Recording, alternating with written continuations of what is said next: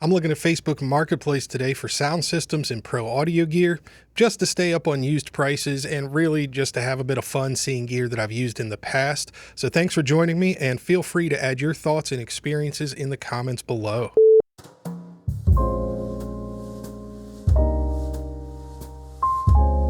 First up is the good old Allen & Heath GL2800. This one looks like it came out of a church, and if I'm correct, that box on the floor underneath it is from a Behringer wing. So they must have replaced this recently with a wing. On this one, for the low price of $675, you not only get the mixer, but you get a DBX231 short throw graphic, which I think they're worth about $100 now. So that's handy that they're throwing that in. That's very generous.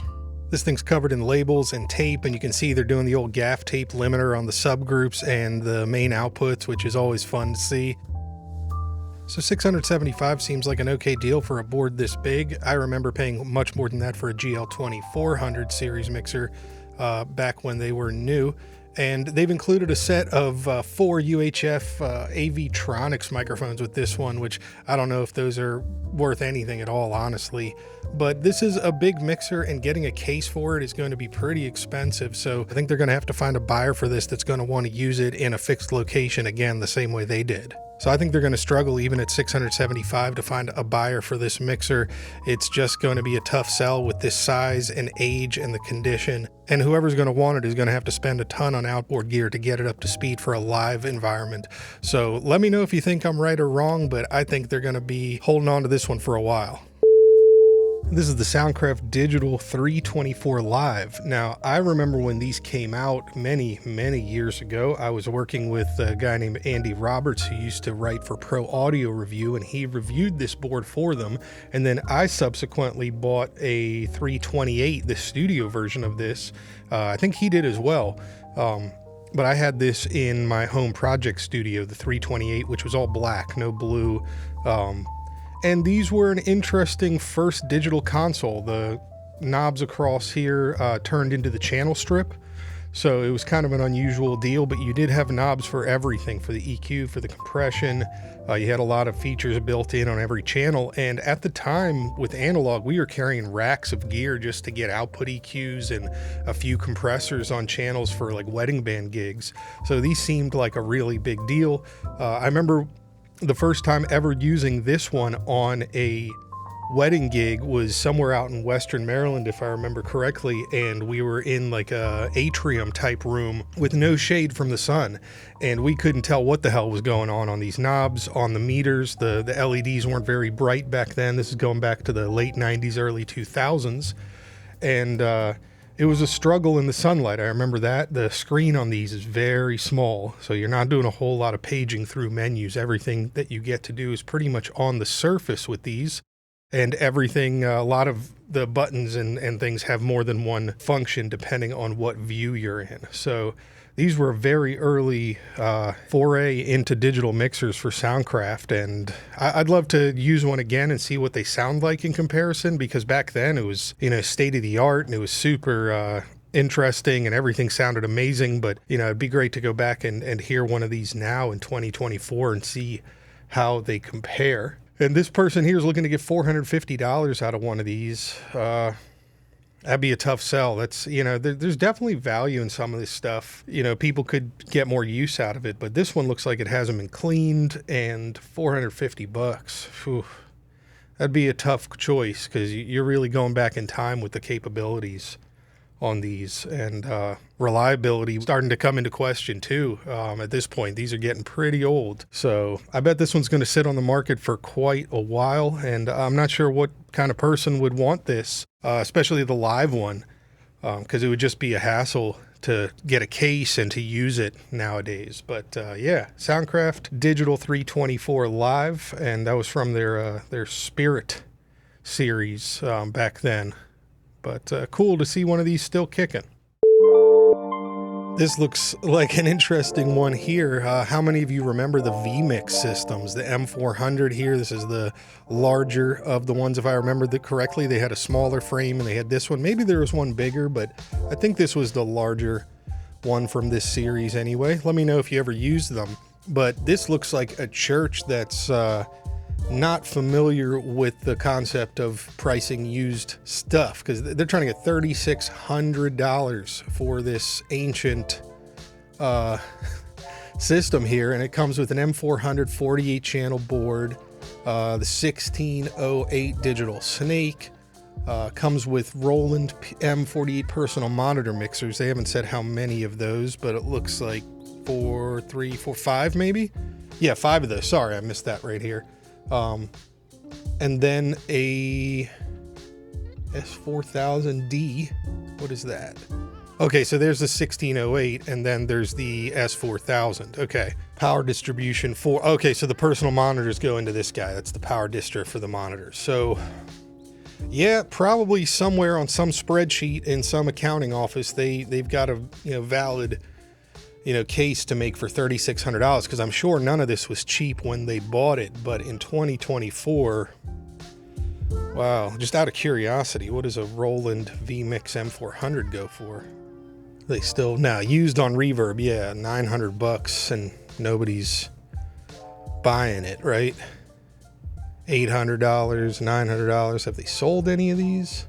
And that price drop, yeah, there's a bunch of them. They've all had their price reduced. Oh, this is a ProTech. This one's from a repair shop. I used to take my gear to these guys.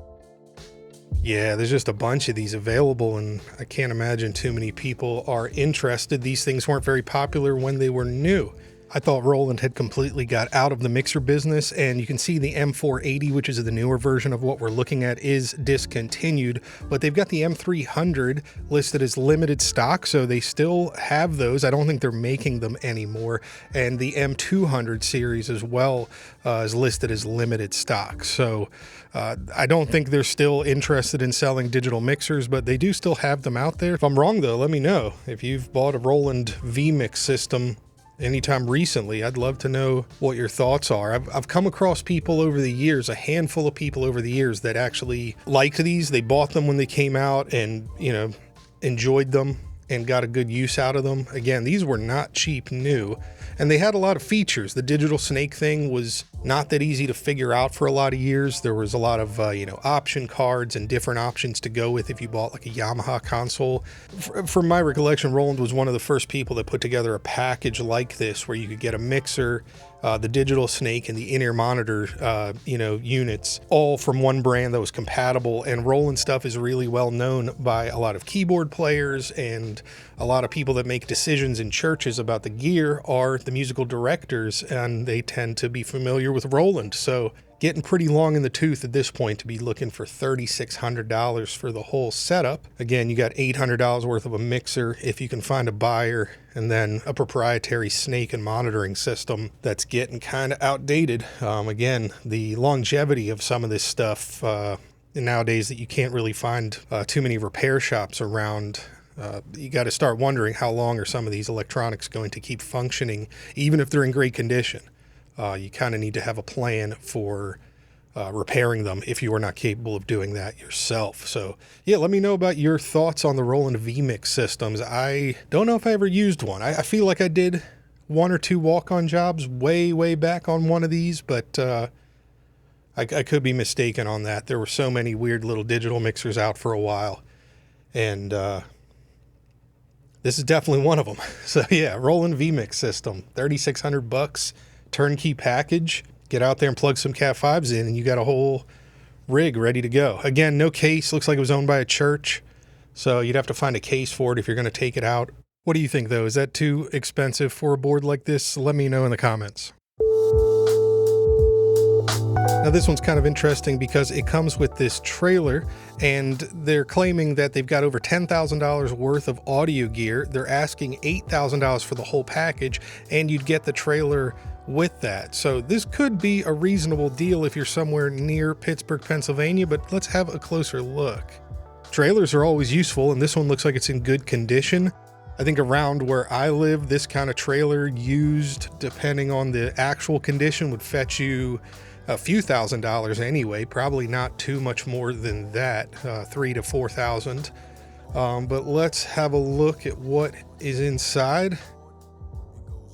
Not the best start. We got a lot of old blankets and stuff, and yeah, Not the most organized looking thing, but here is the sound equipment that we're looking at. Now, again, this person's asking $8,000 for this, and they've included a handy spreadsheet to let you know what they think the used value of all this stuff would be. And maybe they're not too far off the mark. The turbo sound boxes look kind of haggard though. This one's got a big dent in the grill. This one looks like it's got a crease in the grill.